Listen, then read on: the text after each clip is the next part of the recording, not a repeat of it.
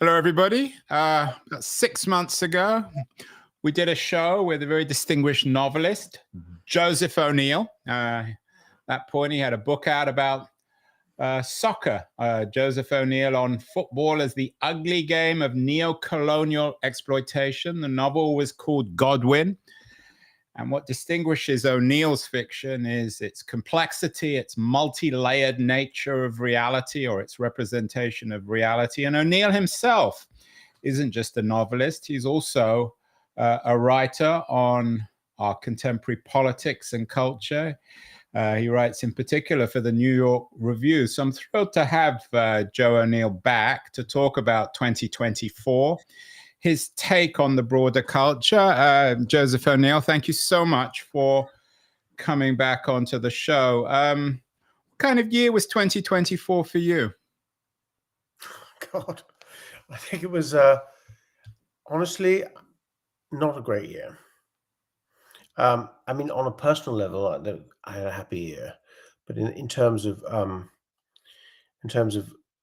the global and American political situation in particular, which, as you mentioned, I sort of think about and write about from time to time. It wasn't a great year. Obviously, it was a year in which Donald Trump came back to power, and it was a year in which a number of things went backwards, and particularly, I feel, climate change. The politics around climate change seems to have gone into reverse. And so I'm sort of like a lot of people, I'm feeling a little bit gloomy about the situation we find ourselves in at this moment. And the other feature I think which emerged this year is the rise of Elon Musk and the power of the kind of American oligarchs. That became a sort of, I think, a kind of salient thing, and of course, from my point of view, not good thing.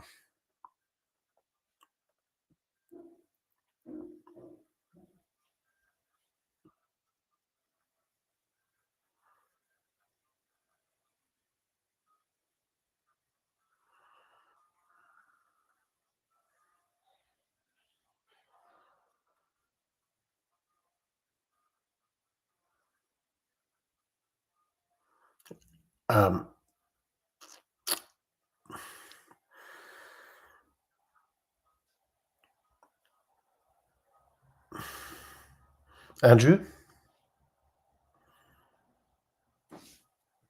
Back in, sorry, Joe, we'll do this one again. No, absolutely. Back in August, you wrote Kamala Palooza, which was reasonably hopeful about Harris. How disappointed were you with the Harris campaign and with obviously its failure in the general election in November? I felt like, I mean, I'm not someone who really attributes enormous significance to campaign management. You know, that I'm not someone who believes that if Kamala Harris had done this, that, or the other a little bit better, it would have resulted in victory over Donald Trump. I feel like, bearing in mind her strengths and her limitations, I thought Kamala did rather well, acquitted herself rather well. But of course, my emphasis is on the first thing, which is her limitations. I mean, I don't feel like if there had been time for a primary, and if the Democratic Party had been sufficiently healthy to sort of choose someone after a primary who was kind of the best person they had to offer, they would have come up with Kamala Harris. And in fact, I was not a Harris fan, but she did do two things. She saved us from the Biden catastrophe, and I feel like it's surely incontestable that if Biden had persisted with his wish to contest the election as a candidate, it would have been an utter calamity for the Democrats, not just for the presidential election, but for the House and the Senate as well. And so she spared us. She spared us that outcome, and she also, I felt, bearing in mind the restrictions as I said, having to do with her personality and her characteristics, and having to do with the political situation generally. I thought she did pretty well at rallying parts of the Democratic base, so that at least the grassroots came out and was sufficiently motivated and hopeful to almost win the House in fairly adverse political conditions. So I'm not someone who's losing sleep about Kamala's campaign and thinking that she could have won. The thing that surprised me the most about the election is the strength of the Trump brand. It's quite extraordinary to me how many people, I mean, and I'm talking about low propensity voters. I'm not talking about the kind of voters who follow politics all the time, but the kind of low propensity, low info voters, as they're actually known in the trade, came out in favor of Trump. And even though Trump, didn't run a good campaign, he ran a really bad campaign, if you ask me. And in fact, there's some, if you look at the battleground states where Harris campaigned and Trump campaigned, Harris actually did better in the battleground states than she did in other states, and where neither campaign was particularly visible. So Trump did very well in terms of his own brand versus the Harris brand, and I was surprised. I mean, I didn't realize that his kind of strongman, slightly kind of, this kind of strongman campaign that he ran, a campaign which one would really associate with sort of tin pot kind of elections of the 1970s somewhere in Central America or South Latin America or Africa, countries which did not have in those days mature democracies, did not have mature middle classes. He ran a campaign which wasn't like the campaigns that we've been taught to respect and to sort of appreciate in the United States. And he won. And I think that he won not because of his campaigning, but because of his brand as a kind of strongman billionaire. Yeah, and I want to get to that. I know you have some very strong feelings, particularly on some of the young men who voted for Trump. But before we get there, I'm curious, as you're mostly known as a novelist, a very sophisticated novelist. When you watch that first debate between Biden and Trump, when it was clear that Biden was completely unsuitable for office, did a fictional light bulb go off in your head? What did you think when you were watching it? It was so odd, wasn't it? I mean, everything is odd. It's like a really kind of terrible cable TV show. The sort of degeneracy of Joe Biden, the physical and mental and moral degeneracy of Joe Biden it was happening in front of our eyes. You wouldn't believe it, it's sort of shocking. And I remember before I came to the United States being slightly bewildered and enchanted, not enchanted in the sense of feeling lots of sort of approbation, but kind of like mesmerized by this kind of semi-fictional. Hold on, that's my dogs. We don't mind that, do we? No, we love dogs on this show.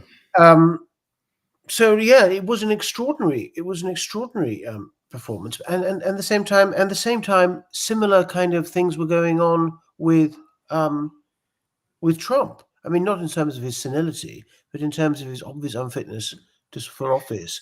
And so yeah, it has never even occurred to me to sort of try and write a fictional kind of account of what has happened in this election or in American politics this year, because it's so debased, it's so cartoonish. It's kind of like, it's as if the political sensibility of the United States has been so dumbed down now that and so coarsened that it's a kind of a really like one of those crummy cable TV shows that, Who warned us about this, Joe, in fictional terms? I often think of DeLillo. Maybe he's someone who comes to mind. Did anyone else on the fictional front warn us about what would happen to America in the 2020s? In the sense, as you said, that the whole thing has become like a coarse cable television, reality television show? I'm not sure. I mean, I think there have been obviously dystopian visions of the United States and accounts of the United States history by many writers. I feel like what's actually happened here is beyond the scope of the prophetic scope of most writers, and that is the internet and its pervasiveness, and the algorithms that propel its audiences. It just has created what I sometimes refer to as a kind of postmodern politics, which is to say that even the material conditions of the country are not accessible in the way that they used to be. Obviously, if you had a gigantic calamity and we were sort of we all had wheelbarrows full of kind of billions of worthless dollars, and we were shippers, like the Germans did in the aftermath, or in the 1920s, after the aftermath of the Great Crash, then we would have direct access to some sort of reality, potentially. But I feel like American voters are now so delusional about the basic facts of the country, the basic facts of their circumstances, that it's almost as if what I would call modern politics, which is to say politics in which the main propaganda and information vectors emanate from the state rather than from corporations and private oligarchs, or social media in this case, has been completely surpassed. I mean, it used to be that Walter Cronkite was the sort of person who the average United States kind of citizen would go to for a kind of objective and unifying view of what's going on in the world. But that is simply not available anymore. And in this election, I think about half the voters, if not more, were convinced that the United States was in a recession. I want to get to that, and I want to obviously get to the internet and Fox News's contribution. But I wonder on the Biden front whether the supposed mainstream media, the high-end progressive media, the coastal media, New York Times, Washington Post, have a responsibility for not really telling the truth about Biden. They all chose not to really reveal his state, which was unsuitable to be president, and so it got revealed to us in that debate. I mean, does traditional media, I take your point on the internet, and you're certainly not the first or the last person to make that point, but does mainstream media, the supposed responsible media of the Times and the Post, does it have a responsibility here too in not telling the truth about what was really going on? Yes, of course it does. And of course they failed to discharge it. And what was so electrifying in a bad way about that debate was to see for ourselves how unwell Biden is or was. And of course now, since the election, there have been these stories that have been trickling out that, in fact, his entourage was fully aware that he had good days and bad days, quote unquote, and that on bad days they wouldn't trouble him with work. And this is the sort of number one person in the United States, the most powerful person in the world, and who is still at this point trying to seek another 4 years in power. I do feel like there was a lot of kind of basic coverage of the fact that Biden was too old, and in fact, if anything, a lot of the Biden fans would complain that the press was making too much of Biden's age. Certainly by comparison with Trump, who was only a year or two younger, and of course the mainstream media has failed in that regard. But I feel like the main responsibility lies with Biden and his people. And I mean, it was always my sense of Biden that he was a guy who he was one of those guys who wanted to be president at age 12. He wanted to live that. It was a very private and personal ambition of his to sit in the Oval Office and to go down in history as a great man. And he had this enormous vanity and narcissism, and of course we paid for it in the end, because obviously it now becomes clear that he should have obviously not run for office. He should have made it clear that he wasn't going to be president for any longer than one term. Of course, it's a very difficult question whether or not, if he'd done that, the Democrats would have found somebody who could beat Trump. I'm personally skeptical.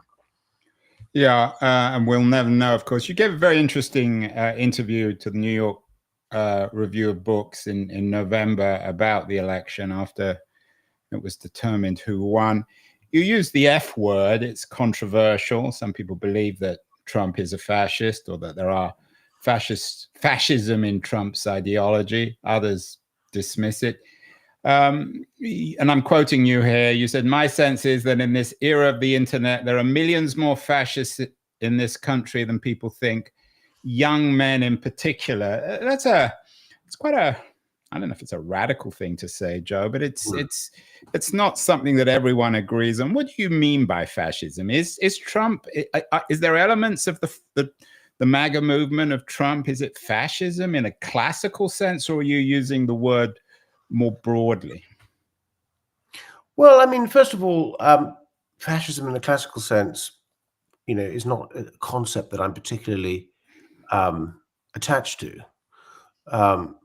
History doesn't repeat itself identically, and fascisms vary over time. I mean, the fascism that Trump has on offer is essentially a vision for America in which he remains president, in violation of the constitutional kind of term limits, prohibition on people serving more than twice. And if there's no question in my mind, I don't think in anyone's mind, and that if Trump could have his way, there would be no more elections, and he would just remain president indefinitely. So he's certainly a would-be fascist.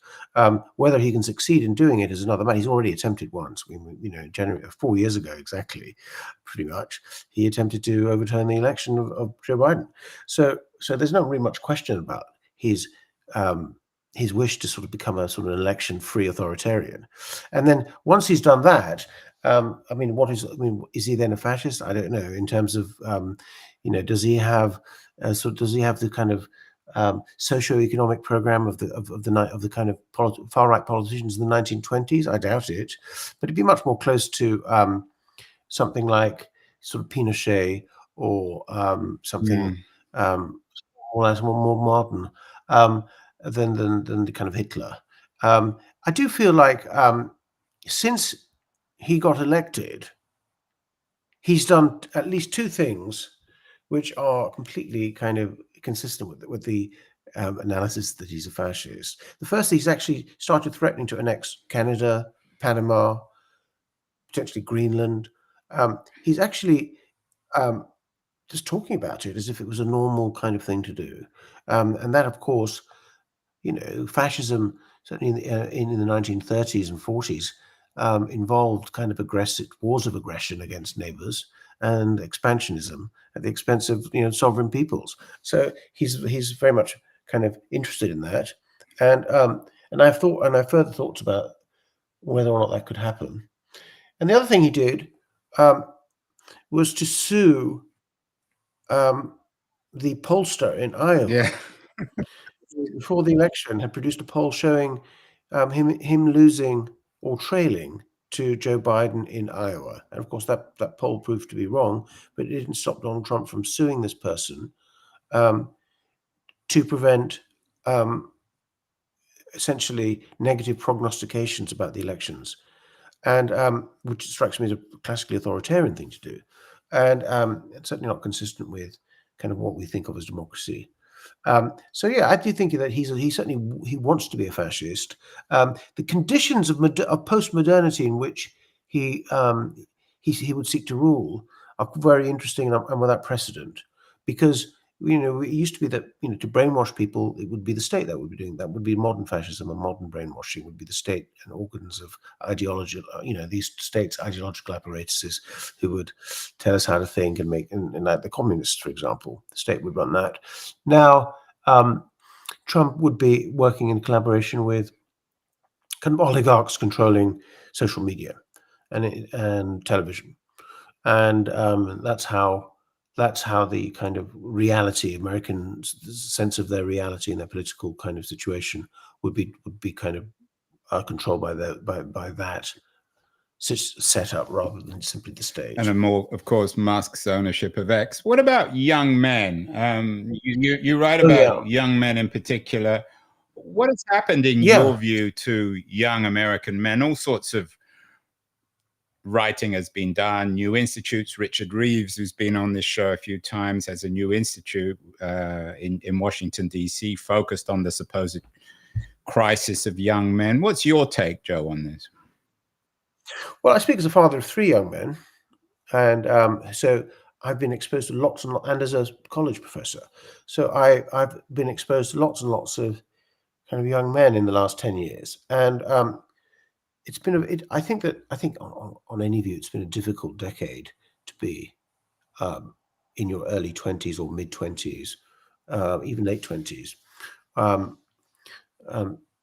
There was because this is a group of this is a demographic that is essentially kind of cannon fodder for social media. This is the first generation of young men to sort of, as it were, be told, it's like this battle of the Somme, they're sort of. Yeah, I thought of that when you talk about cannon fodder. So just as the young men in 1914 were killed on the Somme, they send the young men to Facebook and X and TikTok now. And Rogan and all the other podcasts and influencers and YouTube in particular. Lots and lots of kind of essentially defenseless young men who are also, it should be added, at the sort of sharp end of the kind of YouTube Me Too movement, and COVID. So social isolation, electronic kind of exploitation of their consciousness by electronic media, and a kind of very aggressive and historic moment in kind of in feminism, which I think a lot of young men experienced that it was at their own expense, has been fertile in persuading lots of them that to adopt kind of cynical, nihilistic point of view, and of course, as soon as you do that, it becomes not difficult to sort of take refuge. The whole incel movement, for example, that's a new thing. The idea of incel. I mean, you and I will remember for our own times as young men when involuntary celibacy was just something you had as a young man, and characterized pretty much every young man.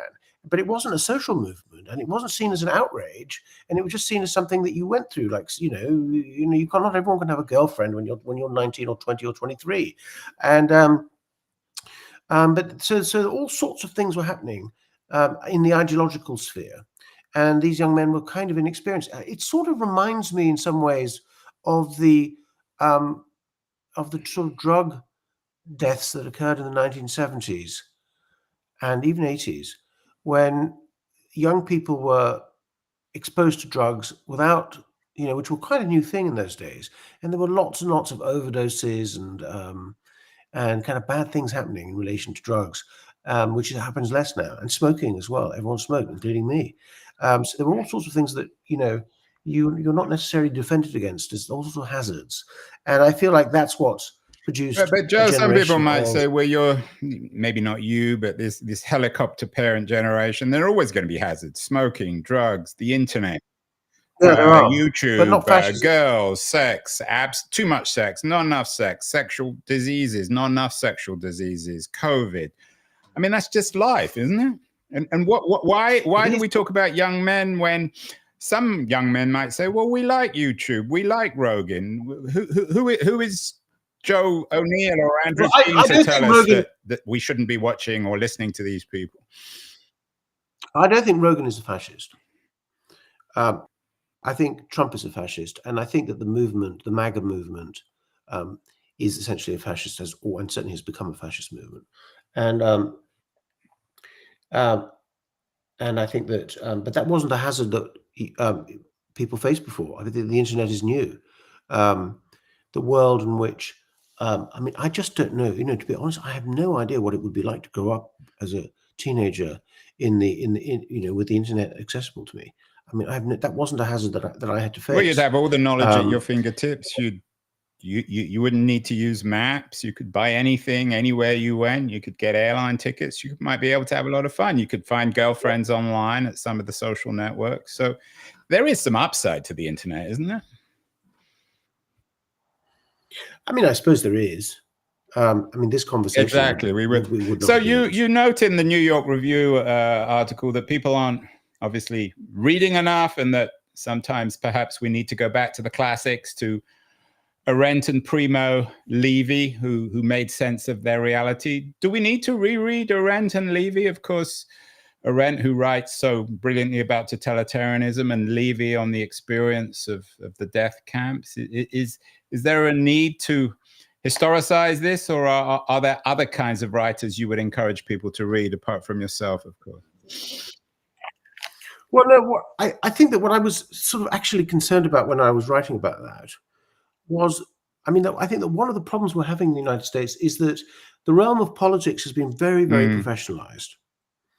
So that we have a limited sort of person, or a very specific sort of person with strengths and weaknesses involved, for example, in running the Democratic Party. Like if I wanted to become a Democrat, which I don't, but if I wanted to, I would have to sort of have to run a gauntlet of fundraising, and I would have to run a gauntlet of kind of like networking.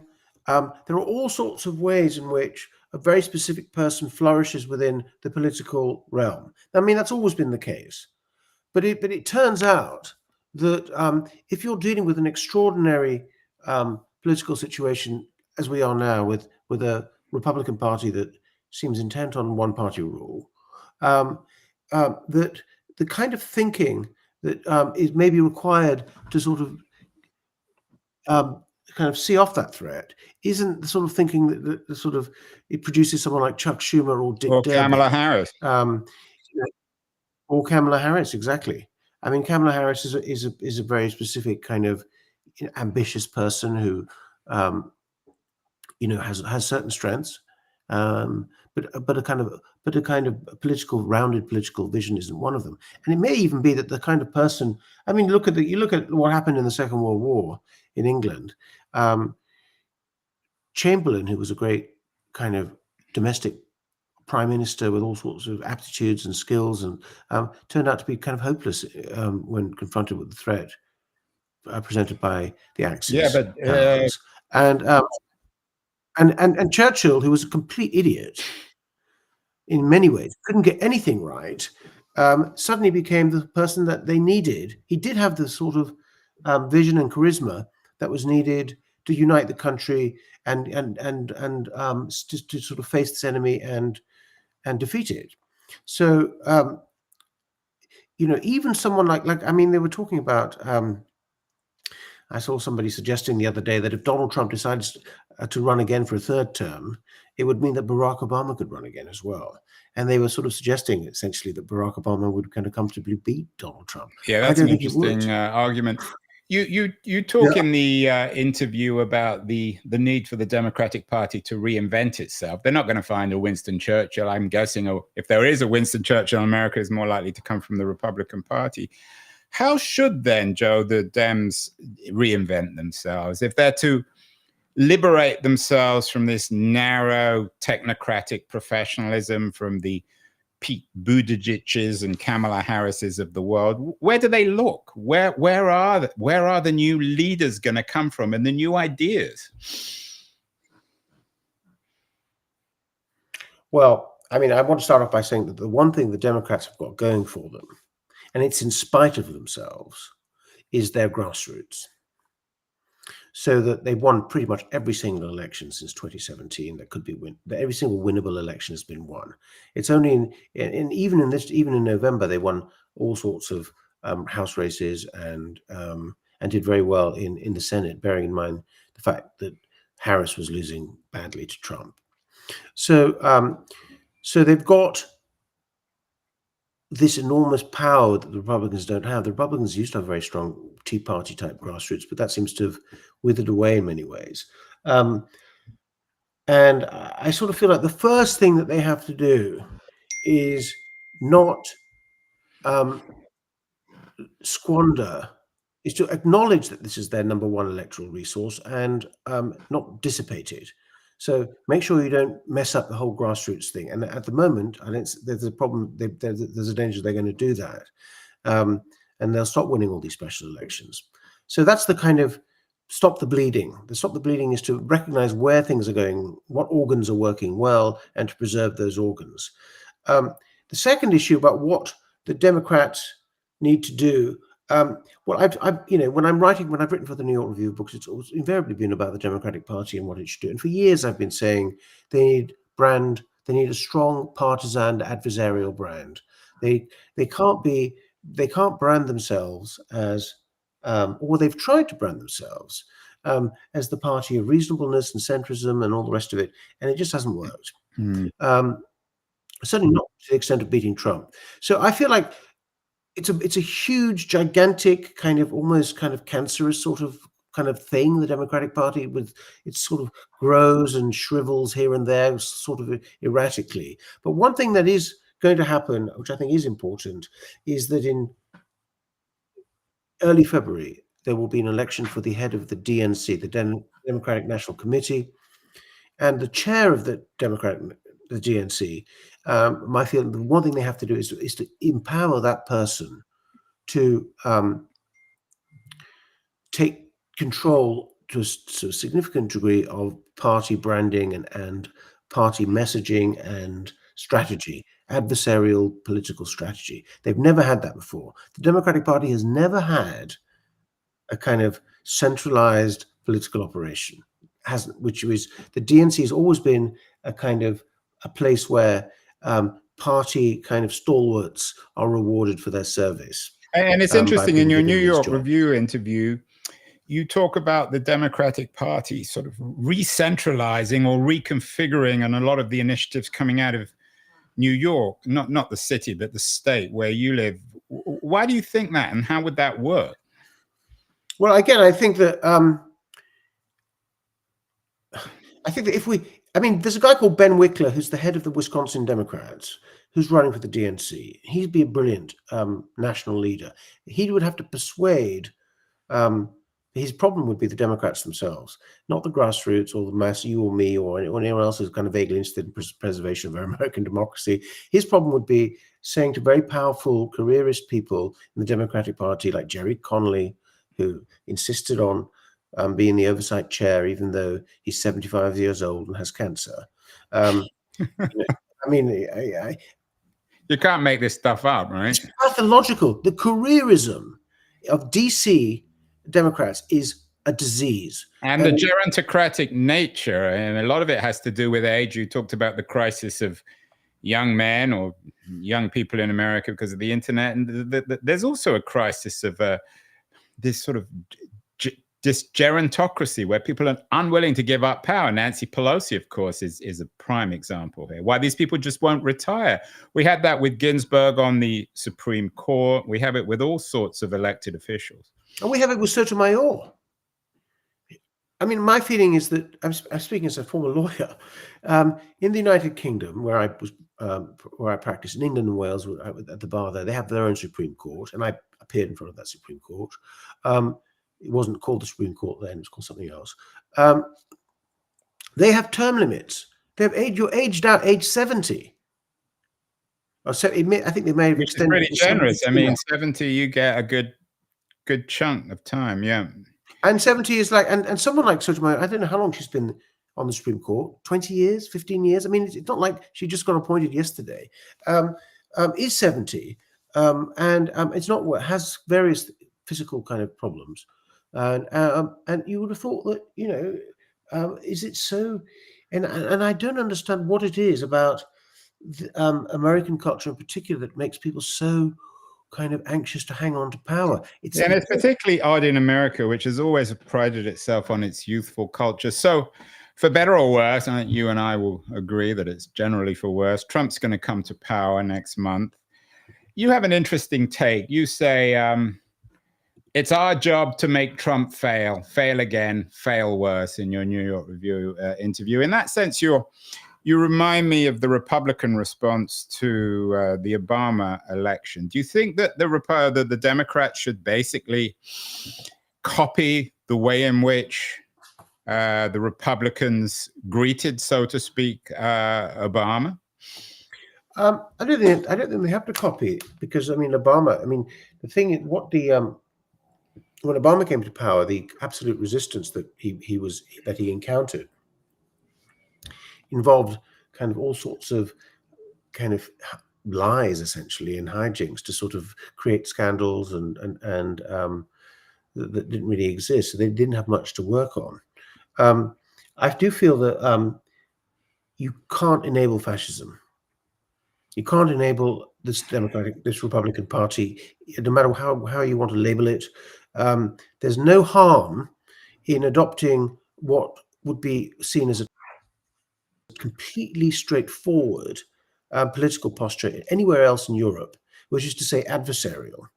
Like if you come to power in again, I'm going to take London as an example. In England, you don't, as a Tory or as a Labour, you don't expect any votes from the other side. You don't expect them to stand up at the dispatch box and congratulate you on your achievements and talk about bipartisanship. That doesn't happen. It doesn't happen in other countries either. It's kind of entirely normal to have a normal adversarial relationship in which everything is contested, and I feel like that hasn't been tried by the Democrats. And I know what they would say. They'd say, well, you know, if you look at focus groups, what the focus groups wants is bipartisanship. They want real solutions and all the rest of it. Well, we've tried that for years, and it just doesn't penetrate the electorate for electoral purposes. I mean, Biden really was the most, I mean, who I consider a war criminal and guilty of genocide. I do have to concede to him that he did a brilliant job. Say that again. And, you say Biden is a war criminal and responsible for genocide. You mean on Gaza? Yeah. I mean on Gaza, yeah. I think he knowingly armed Netanyahu, who himself is under indictment now by the ICC. And it's only would be so, but in substance, I feel like it may not, maybe that, and again, international criminal law was something I did, all this stuff, some of this stuff with in relation to, and looked at it quite carefully in relation to Milosevic and all those issues. I feel there's a so very, are you very clear leveling Trump and Biden? I mean, even Trump in his first term, no one ever accused him of enabling genocide. No, I agree. I'm not leveling them. I'm just saying that that's a characteristic which Biden has, that characteristic, that of being a war criminal, but he has other things going for him. Biden is not seeking to destroy the planet. Trump is. Joe, what about you? You're presenting this. I'm quoting. You said you can't enable fascism. Some people might be listening to this. Maybe young people. We know the recent tragic case of Luigi Mangione, who felt he had the right to assassinate a CEO of a healthcare company for his supposed immorality. The kind of message you're putting forward about Trump destroying the planet, being fascist, and your argument that we need to make Trump fail, that it's a form of resistance. Do you feel you're flirting with the suggestion that one has the right to use violence to resist Trump? Well, I haven't actually said anything like that. But some people might, some less sophisticated, perhaps adult thinkers might put this argument together and think, well, I have the right to go and assassinate Trump. If he's going to destroy the planet, then I'm going to destroy him before he destroys the planet. Well, I mean, it's that thing of like, should someone have shot Hitler in the 1930s? Would that? But is that an equivalent of shooting Hitler and shooting Trump? No, I don't think it is, but it's the sort of, it's in that realm of argument. It's very speculative. The problem with ethical arguments about political violence, I think, is that they mostly resolve themselves in terms of their efficacy. I mean, that is, if there's one thing we know is wrong, it's violence that doesn't work, because then it's just been a complete waste of time. But if violence works, then you have to then a different conversation. What do you make of the Luigi Mangione assassination? Well, it sort of reminds me. I mean, the thing is, there are two ways of thinking about that assassination. The first is to take a kind of, I suppose, psychologically and legally kind of realistic view of it, and view him as a kind of disturbed individual who whose motivations are not yet clear, and we don't even, and he is pleading not guilty, and who seems to be deranged, like so many of these gunmen. Just another example of a deranged American with a gun who has shot the. So there's that way of looking at it, which has a lot of validity. And then there's the other way of looking at it, is to sort of make him a kind of icon of a sort of fantasy, and the fantasy being that he's in fact a political warrior, and that he's conducting an act of a politically righteous act of violence, and he should be viewed in that way. Of course, the problem with the latter analysis is that it does seem to be rather fantastical to attribute to this guy these kind of motivations. But I do feel like I remember growing up, and I suspect you do too, in a world in which political violence was common. Well, we had the Baader-Meinhof and the Red Brigades, where the arguments and the IRA, where the arguments were made by certain people on the left that they had the right to resist. Yeah, and I have to say that the arguments of the Baader-Meinhof were so abstract and so obviously kind of ineffectual. Their strategy was so ineffective that and the same thing with the Red Brigade in Italy, that there were very few people who supported them. Very, very few people. They were in fact understood as a kind of easily understood as this kind of after this kind of this residue from a kind of idea of revolution that sort of expired in the 1960s, and these were the last kind of symptoms of that idea. Because of course in those days socialism was widespread. I grew up, as I'm sure you may have done, in a world in which all the utilities were owned by the state, even the airlines were owned by the state. So it was a very kind of socialist time.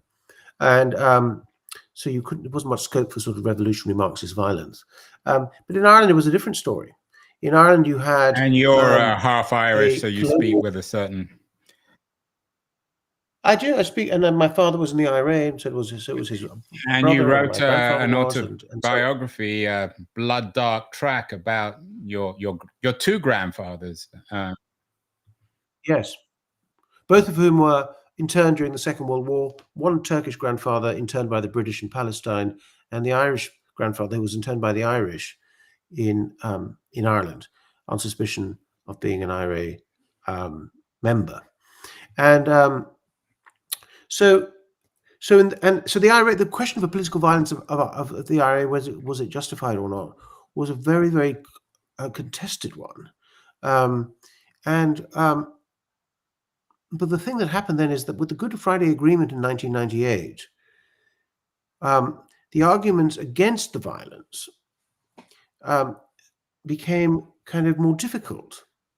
I know it's horrible to say, and I wasn't an IRA supporter during their campaigns of violence. I wasn't. But if you kind of say, well, hold on a second, if you redeem the political violence by achieving a historic peace agreement which settles essentially the dispute that was the subject of the violence, a dispute going on for centuries, then in many ways you can start to say, well, would it have happened without the violence? Was the violence efficacious? And once it's efficacious, then you sort of ask yourself, I mean, look at the violence that led to the state of Israel. Israel wasn't, was created out of violence. It required all sorts of massacres, ethnic cleansing and so on of Arabs to accomplish the creation of what we now know as Israel. And again, the justification for that was that it worked, and the international legal authorities recognized it, and recognized essentially the and legitimized it. So, I mean, on the question of Mangione, I thought there's an argument to be made that a lot of people I think have made it, which is that in the absence of efficacious political kind of mechanisms to hold accountable the corporations who are kind of dominating our lives and our health and potentiating our future as citizens, as inhabitants of this planet, in the absence of any kind of democratically viable mechanisms, then political violence becomes logical. I mean, of course, I'm not making that argument, but I'm just saying that that is an argument which is now certainly is an argument worth listening to at this point. Very interesting. Finally, Joe, you've been very generous with your time. You gave an interview back in 2014 saying, it's not my fault if every time I sit down to write, something big happens on whether it's Obama or 9/11 or now Trump. As I said, your last book, Godwin, was written at a time of enormous historical interest. What about the responsibility of a Joe O'Neill, a writer, a fiction writer, and perhaps a non-fiction writer in these times? Do you feel you have a particular responsibility? You write novels. You also write non-fiction for the New York Review of Books. You do other stuff. You're involved in politics. Do writers like yourself have a particular responsibility in such uncertain, worrying times? I don't think so. I mean, the responsibility is a permanent one, which is to be as truthful as you can possibly be and to scrutinize the world without fear. And that's a responsibility which is kind of normally discharged kind of without too much difficulty. It's just that, if you keep, I mean, there's a reason why they suddenly start rounding up the poets. The poets are writing poetry for years, nothing happens, nobody listens. They keep writing the same poems, except, potentially, turning their sort of attention to what's going on in a slightly different way. And then suddenly people start paying attention to them. I don't think it's the responsibility of writers to be politically kind of up to date or anything. I do feel like as long as they're truthful, then they're doing their job. And by truthful, I mean, and that's a complicated issue of how artistic writing, fiction creates truth. But as long as they're being truthful, then I think they're doing their job. I mean, for my part, I totally separate the idea of my fiction from my political activity. I feel like writing an essay or having this discussion is miles away from how I'm thinking when I'm writing a story. Well, let me revise the question. I apologize for one final question. As a novelist, there are very few writers who are more committed to the principle of a global world. Netherland in particular, your background, your sensibility is deeply global. As the world shifts, as Trump goes off nationalist authoritarian, starts talking about acquiring Greenland or Canada or Mexico, as we go back to some sort of Monroe Doctrine, as China and Russia are doing the same thing. What becomes of an internationalist like yourself? You're in Washington, you're in New York City, you teach at Bard, which is again a highly international liberal place. But what becomes of an internationalist in the age of nationalism, in this new nationalism? I mean, no one's listening to us anyway. I hope someone is. So it's not. It's not as if the internationalists are ruling things. I mean, you would have to ask Elon Musk, because Elon Musk is internationalism used to be the province of sort of cosmopolitan idealists, people with theories about how the autonomy of the individual is not maximized by membership of the nation state, it's maximized by the membership in an international community and all the rest of it. Now that discussion is just sort of dissolving in many ways, and it's being replaced by a kind of transnational class of oligarchs who rise above, form alliances essentially, and rise above the kind of constraints of the law, because if you they're so rich that they sort of become immune to the law somehow, and for various reasons, and various people have written about that, and I think that so you have the true globalists are people like Elon Musk, who wants to sort of dismantle the United States, its political tradition, its constitutional tradition, in favor of a kind of international network of kind of corrupt kind of billionaires, kind of managing these sort of slightly antiquated kind of structures of the nation state for their own benefit. That's the internationalist, as it were, or post-nationalist kind of a vista that currently offers itself. And the right, I don't think the right has got much that they can say in the face of such a thing, other than to describe it as. Well, Joe O'Neill, I'm not sure whether you've given any reason to celebrate the new year, but I hope you have a wonderful new year, a happy and healthy one. And we will talk again in 2025, because your voice is an important one, and we're living in particularly interesting times. So thank